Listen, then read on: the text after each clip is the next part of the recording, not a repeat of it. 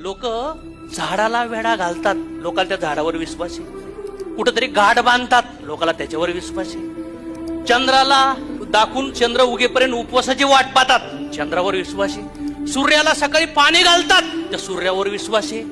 चंद्रावर विश्वास, ताऱ्यावर विश्वास, सगळ्या दुनियेवर विश्वास आहे.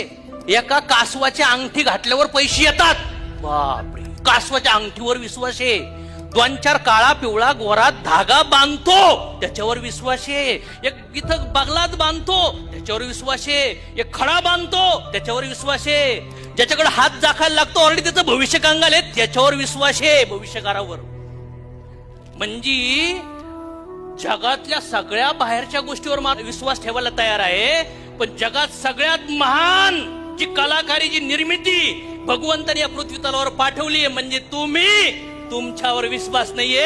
हा सगळ्यात मोठं कारण आहे शिशु लोकांचं, सगळ्यात मोठं कारण. जर तुम्हाला कोणी पॉझिटिव्ह सांगितलं तर तुम्ही विश्वास ठेवतात, तुम्हाला निगेटिव्ह सांगितलं तर विश्वास ठेवतात. तू कशाला आहे?